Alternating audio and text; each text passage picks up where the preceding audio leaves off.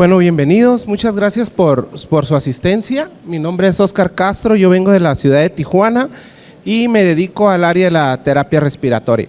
¿Algún terapeuta joven por aquí? ¿De dónde vienen, chicos? Mande. UNE, muy bien, bienvenidos. ¿Estudiantes de terapia respiratoria? Fisioterapia. Muy bien, pues bienvenidos todos.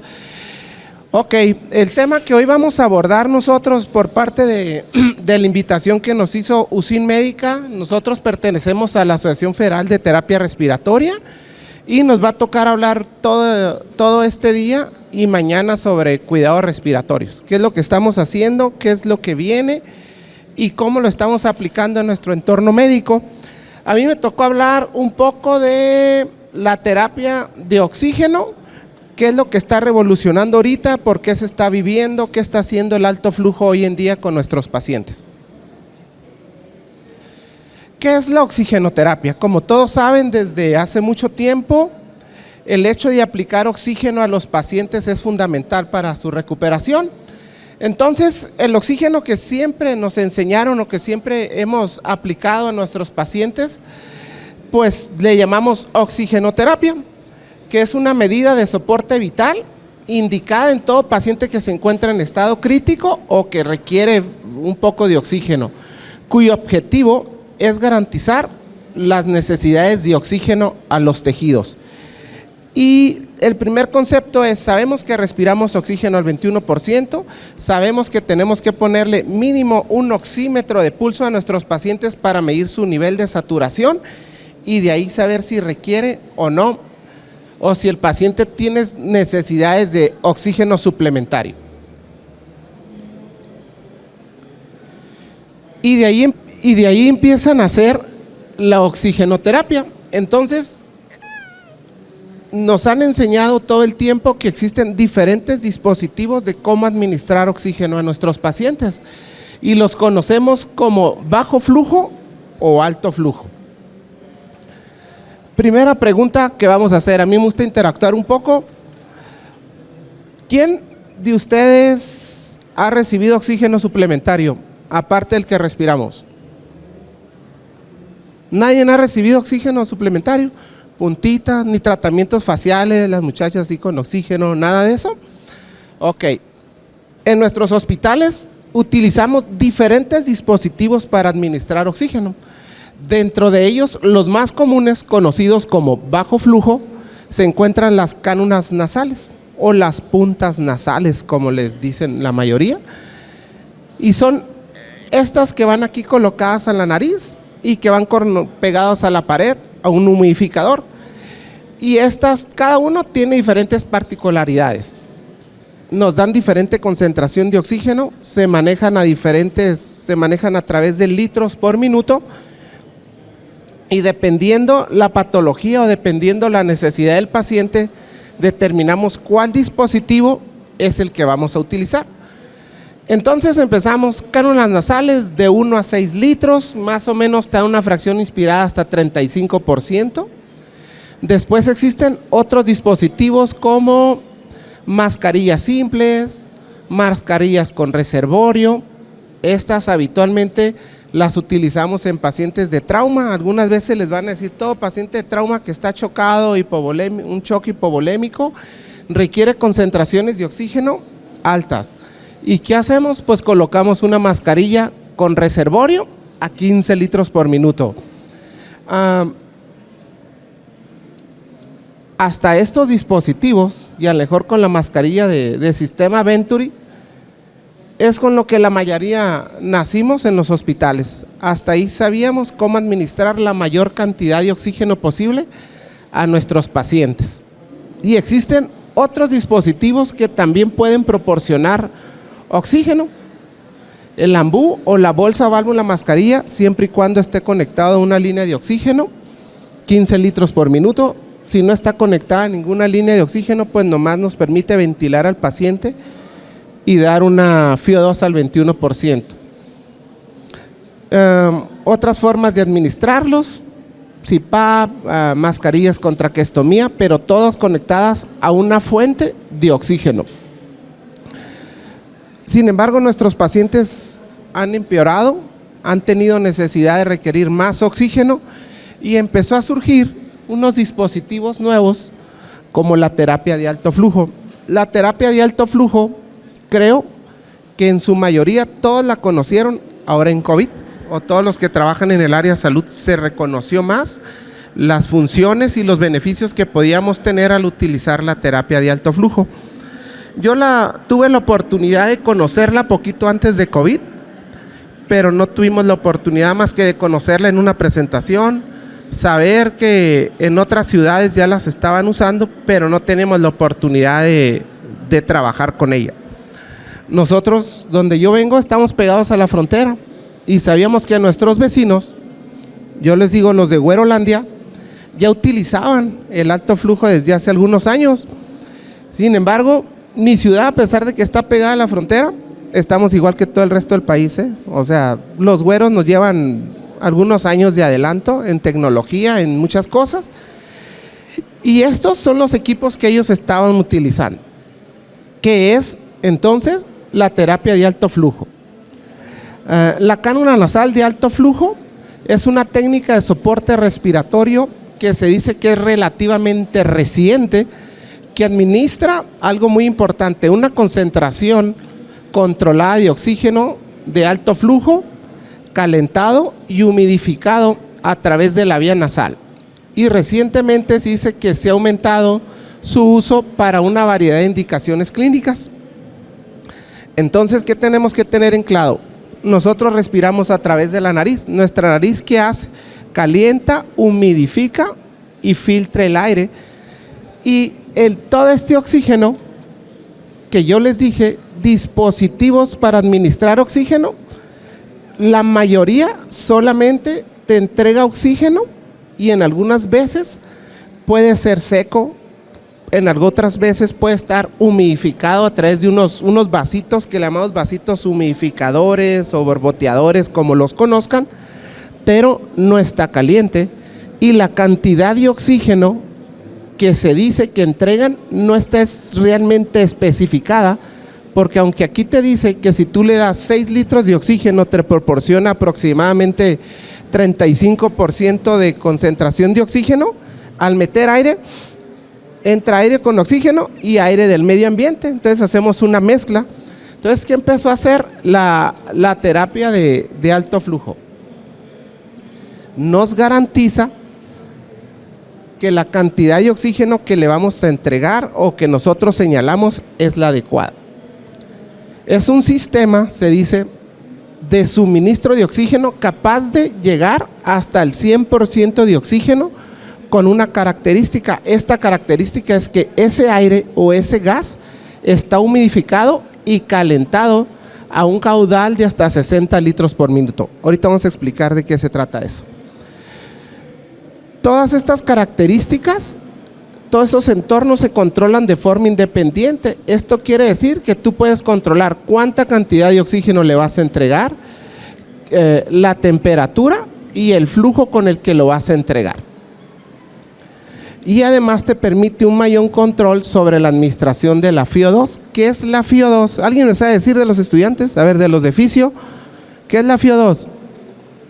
¿No? Fracción inspirada de oxígeno. ¿Qué quiere decir esto? Nosotros respiramos oxígeno del medio ambiente al 21%. Todo el oxígeno que hay es 21%. Y este dispositivo nos permite entregarle hasta 100% de oxígeno a nuestros pacientes. Técnicamente 5 veces más oxígeno del que requerimos. Un paciente, obviamente, que requiere 100% de oxígeno, ¿qué creen? ¿Que su condición va a ser buena o mala? Pues mala, ¿no? Un paciente para requerir 5 veces más de ayuda, su condición seguramente no va a ser nada buena. Entonces, la foto anterior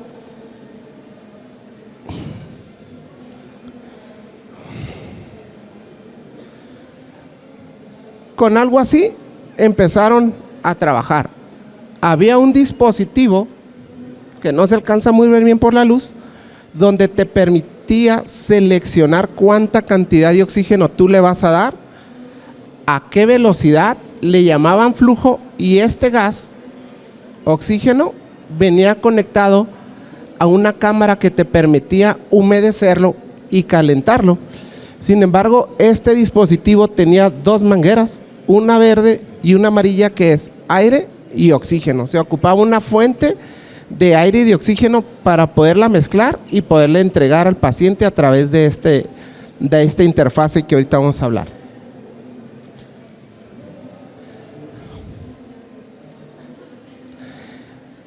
Y de repente, en COVID, el famoso COVID, llegó a revolucionar, o más bien estos equipos llegaron a ayudarnos a dar tratamientos para pacientes con insuficiencia respiratoria. Este equipo se llama Airvo 2, que es el que casi conocemos todos en México y todos le decimos tráete el alto flujo, pero es una marca específica y tiene características muy importantes. Más adelante vemos. Nos daba oxígeno al 100, a una velocidad y con ciertas características. Las aplicaciones más comunes de este tipo de terapia se dice que es para pacientes con insuficiencia respiratoria hipoxémica aguda, pacientes con insuficiencia respiratoria posquirúrgica, pacientes con falla cardíaca, en este caso pacientes con edema agudo pulmonar, la mayoría posquirúrgicos. Podemos utilizarlo en insuficiencia respiratoria hipercápnica, en hipocosos, esto es pacientes que probablemente estén reteniendo dióxido de carbono. Podemos utilizarlo en pacientes para preoxigenar, pre o posextubación, en algunos casos con apnea obstructiva del sueño. El uso más común, obviamente, en la sala de urgencias, en la área de terapia intensiva. Y en algunos, y el objetivo principal, obviamente, el objetivo principal del alto flujo es que todos los pacientes que requieren necesidad de oxígeno suplementario, que tienen falla respiratoria, seguramente pueden caer en ventilación mecánica. Esto es, la mayoría de los pacientes se tenían que entubar, y con la terapia de alto flujo, el principal objetivo es no llegar a entubar al paciente, como a través de los beneficios que nos va dando.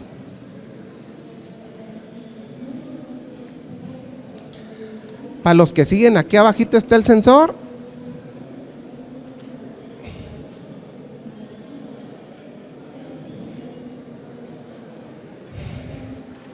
Ahí está.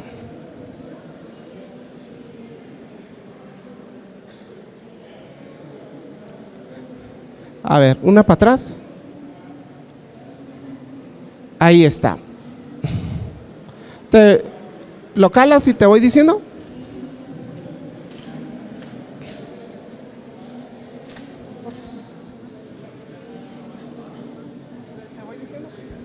Ok, entonces actualmente se cree que hay cinco mecanismos fisiológicos que son responsables de la eficacia del alto flujo. Esto es, ¿qué hace en tu organismo el alto flujo que sea tan bueno, que nos está dando buenos resultados?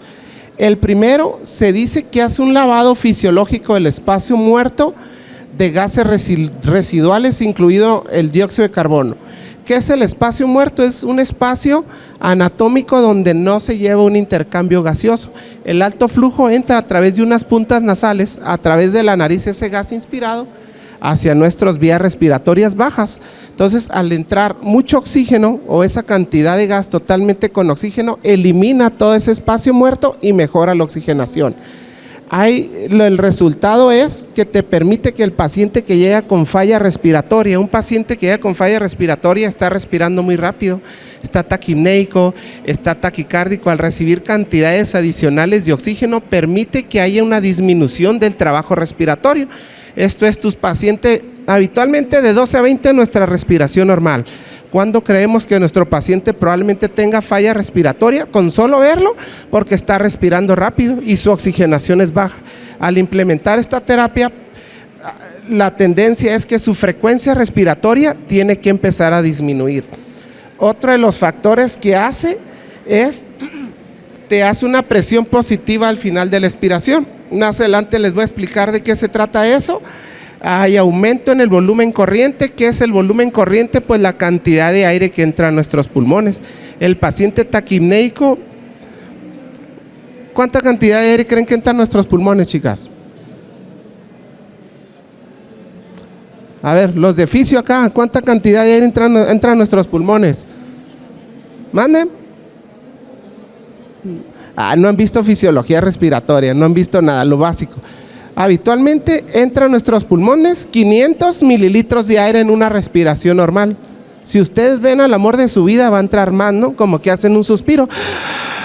Eso es lo que hace el alto flujo, te da más cantidad de aire. El paciente, como está taquipnéico, está respirando muy rápido, al recibir un gas adicional lleno de oxígeno, tiende a disminuir la frecuencia y permite que el volumen corriente sea un poco mejor. Y hay también aumento del volumen expiratorio. La siguiente. Entonces, la siguiente. Una menos. Una para atrás. Se fue a 2. No, para atrás. Ahí. Entonces tenemos que considerar algunas cosas importantes de esto. El alto flujo es más o menos como viene en la foto. Una persona que está conectada a una interfase que son como puntas nasales, y esas interfaces son muy cómodas para el paciente. No es lo mismo que te pongan una bolsa con reservorio, con oxígeno o otros dispositivos, lo sientas incómodo, y esa interfase o puntas nasales tienen diferentes medidas, pero son de mayor confort. Las primeras 4 azules son en qué pacientes se los ponemos, y vamos a encontrar que hay efectos fisiológicos, hay efectos clínicos y cuando realmente esté indicado. Alto flujo en la mayoría de los casos no tiene, una de las ventajas, ninguna contraindicación. La mayoría es beneficio para el paciente. Entonces, voy por mi marcador porque sí creo que lo ocupo, aunque no me dé la pauta. Présteme el marcador, amigo. Pacientes con falla respiratoria hipoxémica. Tenemos efectos fisiológicos, se lo pusieron o se ha indicado en pacientes con falla respiratoria con hipercapnia, en pacientes que están en posterior al retiro de la ventilación mecánica y en pacientes con traqueostomía.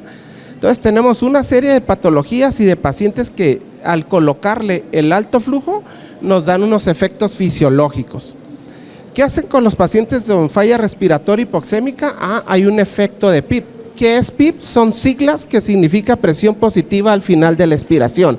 El PIP lo que permite es que en el alvéolo, al mantenerse abierto, mejore la circulación de la sangre y mejore su oxigenación. Como metemos mucho aire a presión, se dice que las cánulas de alto flujo te hacen un efecto de PIP hasta 5 o 7 máximo centímetros de agua si el paciente está colocado a 60 litros y tiene la boca cerrada. Mejora entonces a ese efectos de PIP si tenemos esos parámetros.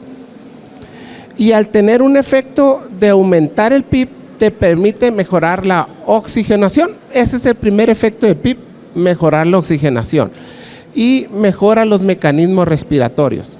El espacio muerto, hace rato les decía, es donde no hay intercambio gaseoso. Es un espacio anatómico donde no hay intercambio gaseoso. Pero nosotros, al administrar un gas lleno de oxígeno, eliminamos ese espacio muerto conteniéndolo de mucho aire oxigenado. Y con eso hace que el paciente disminuya su esfuerzo respiratorio o disminuya su frecuencia respiratoria. El PECILI son palabras raras, pero realmente, ¿qué es lo que pasa cuando un paciente tiene dificultad respiratoria? Está trabajando mucho, fisios, ahora sí es de ustedes, ¿no? ¿Qué pasa si haces mucho ejercicio sin calentar? ¿Qué pasa si nos pusieran a correr ahorita? Vamos a terminar bien cansados. Y si diario lo haces o si te ponen, ¿qué les parece 24 horas sin parar? Sin hacer ejercicio sin parar. ¿Cómo terminaríamos? ¿Quién terminaría para empezar, no? Y nuestros pacientes con falla respiratoria eso tienen. Respirando. Todos los músculos intercostales, el diafragma, los accesorios, todo nuestro cuerpo está trabajando por horas sin parar. ¿Cómo va a terminar? Atrofiado. Y a nivel respiratorio también hay lesión pulmonar autoproducida por ese exceso de trabajo en los músculos respiratorios, en la caja torácica. ¿Qué hace? Al disminuir el espacio muerto y mejorar la oxigenación, trata de que el paciente tenga menos daño, como en las películas, ¿no? Un anuncio, ¿no? A la mitad de la película o a la mitad de la telenovela. Nos metiste un anuncio. Bien, gracias. Volvemos. No hubo tiempo de palomitas, pero ahí va. Otra de las características de efectos fisiológicos es que esta interfase o este equipo te permite entregar el aire humidificado. El aire seco nos puede molestar. Cuando hace frío, todos como que se me resecó la nariz, como que no respire bien. Estos equipos nos permiten entregar a cierta temperatura el aire humidificado y calientito. Entonces, los efectos fisiológicos principales en pacientes con falla respiratoria hipoxémica son muy favorables, y los efectos clínicos es que puede disminuir el riesgo de no intubar o el riesgo de no ponerle ventilación no invasiva. Y dentro de sus indicaciones se dice que está en la primera línea de tratamiento. Entonces, es un paciente con falla respiratoria, tú le pones el oxímetro, su saturación está por debajo de 90, tú puedes pensar de primera línea utilizar la terapia de alto flujo. Y tenemos otros pacientes con falla respiratoria, en este caso que tengan retención de dióxido de carbono. Esta es falla respiratoria tipo 2, ¿no? Porque hay problemas de oxigenación y problemas de retención de dióxido de carbono. ¿Qué es lo que hace? Bueno, al disminuir ese espacio muerto, se disminuye los niveles de dióxido de carbono. El paciente hipercápnico habitualmente es un paciente crónico. ¿Quién es? El epocoso, hace habitualmente retención de dióxido de carbono, y hay otros pacientes, probablemente el asmático también hace retención de CO2, y esta terapia de alto flujo te ayuda a disminuir eso. Facilita la interrupción, objetivo clínico, disminuir el dióxido de carbono y disminuir el riesgo de ventilación no invasiva.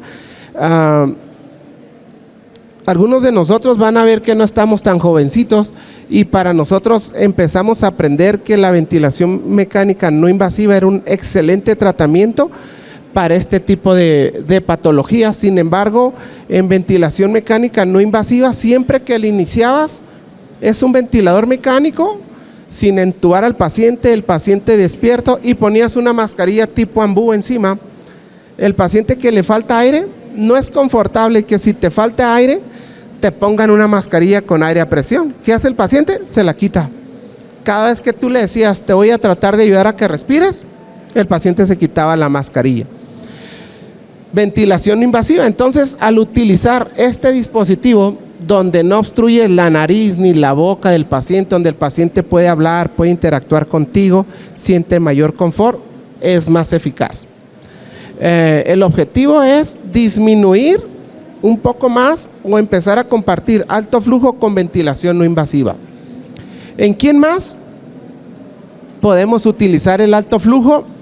Pues en pacientes que les quitas ya el ventilador. El arte de retiro de ventilación te lleva a veces horas, si no es que días, poder quitarle una máquina o un respirador artificial a un paciente, y el riesgo de, ya cuando lo extubemos, el objetivo es que el paciente nuevamente no recaiga en ventilación mecánica. ¿Qué se hacía anteriormente? De manera general, dejabas antes de extubar al paciente con el tubo, unas horas con el tubo endotraqueal en la boca, despierto, recibiendo oxígeno a través de un nebulizador, y decían, ya pasó la prueba, extúbalo, y al momento de extubarlo, en pocos minutos, si no es que en pocas horas, nuevamente requería ventilación mecánica y teníamos que entubarlo. Surgió después ventilación no invasiva, extubabas al paciente, y si fracasábamos en la extubación, le ponías ventilación no invasiva. Si te iba bien, ya no lo entubabas, y si no, nuevamente lo intubabas. Y hoy en día las guías te dicen que tú puedes utilizar alto flujo inmediatamente después de la extubación, y ha sido también muy favorable y exitoso. No hay pruebas aún, aunque el objetivo es decir que alto flujo es lo máximo, no hay pruebas aún que te digan que si le pones alto flujo, después de quitarle el ventilador, ya no vas a tener problemas. No, pero sí ha habido muy buenos resultados con este tipo de terapia. Entonces, si tú extubas a un paciente, puedes tener esta herramienta y va a ser seguramente muy favorable. Y en pacientes con traqueostomía, pues también lo puedes utilizar. En esta presentación no tengo ninguna interfase de traqueostomía, pero obviamente no va conectado a la nariz, sino va conectado a la cánula de traqueostomía con una interfase un poco diferente. Más la siguiente, ok. Sin embargo, ¿cómo sabes si el alto flujo es beneficioso o no? No nomás es poner una máquina y dejarla ahí y ahí te veo, no. Hay una escala o un índice que le llamamos índice de ROX, que existe desde el 2016, hecho por un doctor. Y te habla de que si tú haces esta fórmula, vas a saber si realmente la terapia de alto flujo es beneficiosa o no para el paciente. El objetivo principal, recuerden, es que el paciente mejore o no llevarlo a intubación. Entonces, ¿qué hacemos con el índice de ROX? Medimos a través de un oxímetro de pulso qué saturación tiene el paciente, medimos cuánta FiO2 tú le estás administrando y medimos y lo dividimos entre la frecuencia respiratoria.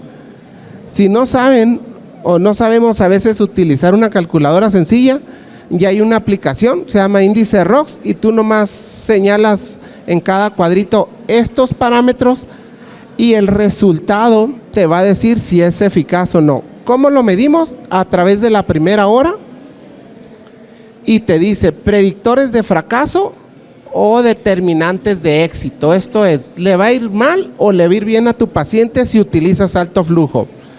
Y básicamente el resultado matemático te va a dar números muy pequeños de 3 o abajo de 3 o poquito arriba de 4.5.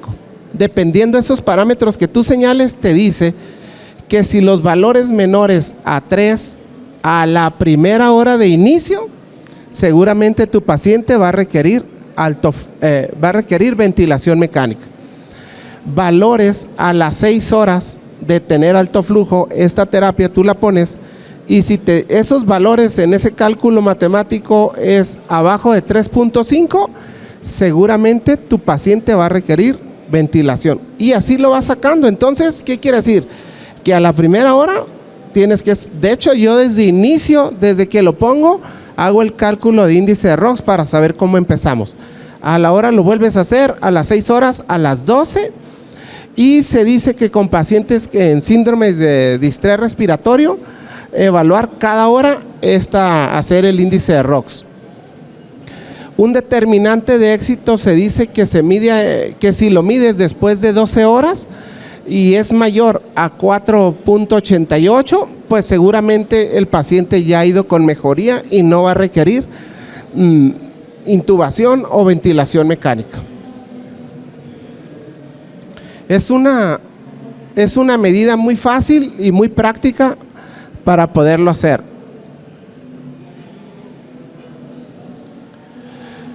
Sin embargo, el alto flujo, aunque es muy beneficioso, nunca se nos debe de olvidar la clínica del paciente. Nosotros a quien tratamos es al paciente, al ser humano, no nomás vemos los monitores ni las máquinas.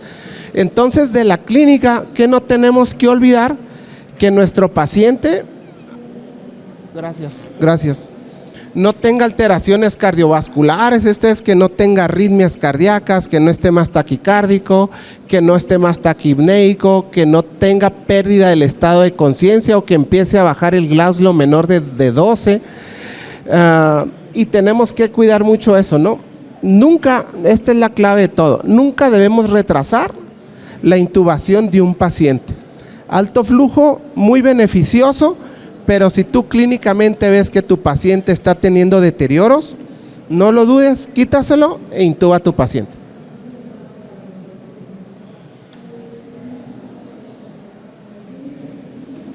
La siguiente, por favor. Hay unos riesgos muy pequeños de usar el alto flujo, aunque son potenciales, no te van a causar mucho daño. Obviamente puede estar en riesgo o pueden empeorar si no medimos el ROX, si no tenemos conciencia de su estado clínico del paciente, y nos puede ocasionar esto, ¿no? Si no lo cuidamos, puede haber lesión autopulmonar, lesión causada por él mismo, por tanto trabajo respiratorio, si no es beneficioso. Y no debemos siempre enfocarnos en eso. No debemos de tener temor al retraso en la intubación. Hay aumento en el trabajo respiratorio, produciendo algunas veces una hipoxemia silenciosa. ¿Qué quiere decir esto? Que creemos que el paciente está bien. Pues lo veo mejor, como que satura mejor, y llevas horas y horas y tu paciente crees que está saturando mejor, pero también tenemos que tomar un control gasométrico. Esto es tomar una gasometría arterial y ver realmente cómo llegó y cómo ha ido evolucionando, porque si hay pacientes que creemos que el alto flujo va bien, llevas hasta un día puesto el alto flujo y realmente hay deterioro clínico sin darte cuenta y simplemente estás retrasando la intubación. ¿Y qué pasa si retrasas la intubación? Bueno, hay unos efectos también secundarios. Dentro del alto flujo quedamos que te da el aire humidificado a cierta temperatura. Los equipos de alto flujo que hoy conocemos en el Airvo 2 te da 3 niveles de temperatura, 31 grados, 34 y 37. Algunas veces no es confortable para el paciente y te dicen, oye, el aire lo siento muy caliente, empiezas a pelear con eso, no se siente a gusto, en algunos obviamente hay con dolor, por tanto trabajo respiratorio que están haciendo, se dice que pueden tener hasta dolor de cabeza, hay algunas intolerancia al flujo, esto es muy importante.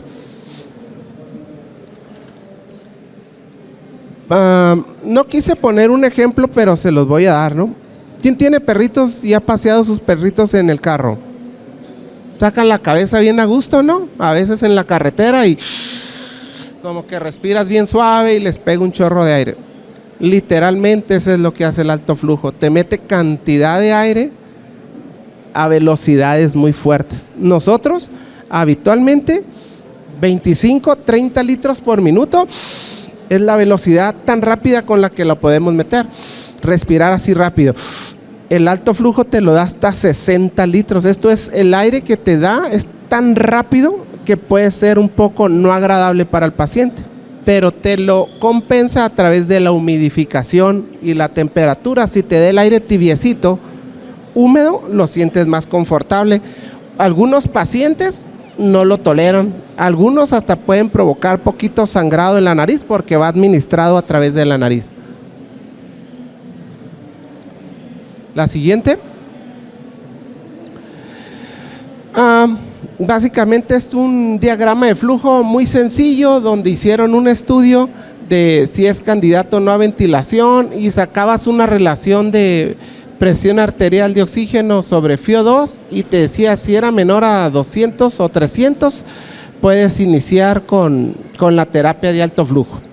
No la voy a explicar, me la voy a brincar para irnos rápido, pero hay estudios, hay muchos flujogramas de cómo utilizarlo. La siguiente. Finalmente, vamos a hablar de dos conclusiones que están muy determinantes. Te habla de 4 cosas, 4 recomendaciones para guiar el uso del alto flujo en la práctica. Hay una recomendación muy fuerte, que es la más fuerte para iniciar la terapia de alto flujo en pacientes con insuficiencia respiratoria hipoxémica. Esto es, tú ya evaluaste a tu paciente y dices si tiene insuficiencia respiratoria, recomendación súper fuerte, inicia alto flujo, no hay duda, no te va a ir mal o no hacemos el resultado, pero puedes iniciar. ¿Qué otra cosa? Una recomendación que te dice que es condicional, una certeza moderada después de la extubación. Esto quiere decir, lo puedes utilizar, tienes esa herramienta, extubas a tu paciente, utilízala. ¿Te garantizo que va a funcionar? No. Pero si la usas, puedes tener mayor posibilidades de éxito de no reintubación hacia el paciente. No hay ninguna recomendación en el periodo de periintubación.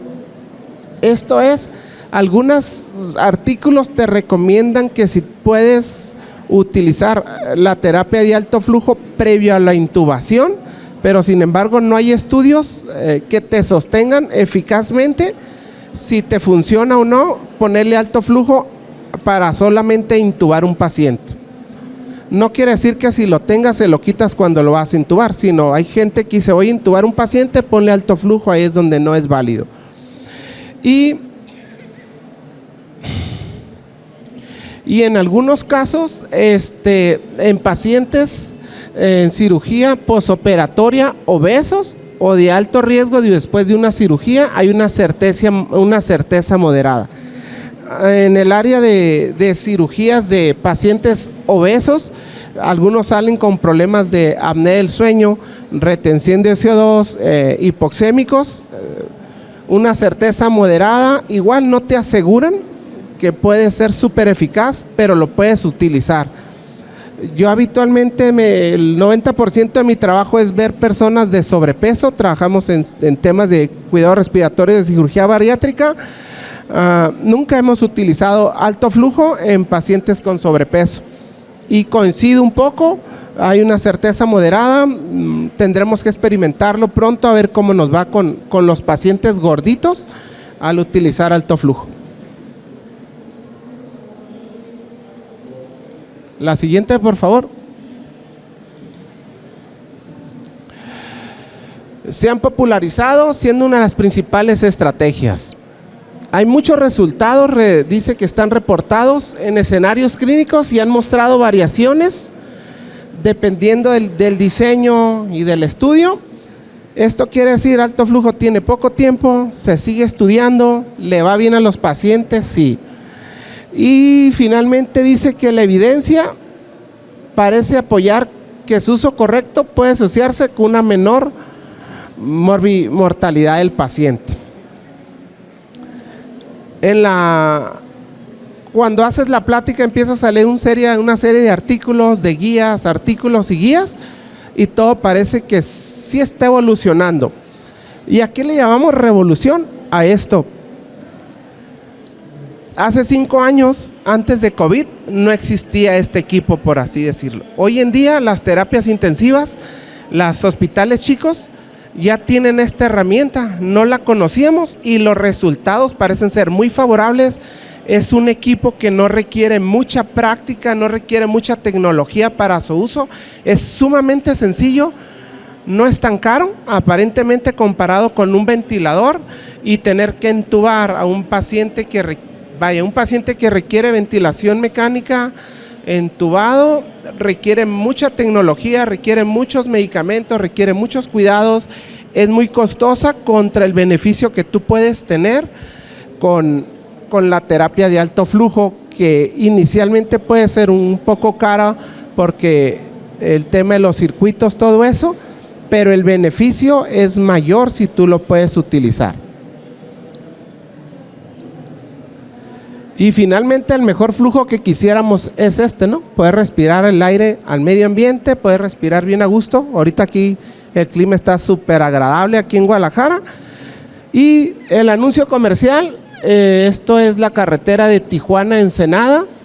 Le llaman la carretera escénica y de Tijuana a Ensenada son más o menos 100 kilómetros en el cual te permite ir manejando tranquilamente viendo esta vista panorámica del Océano Pacífico. Bueno, pues muchas gracias. No sé si haya preguntas.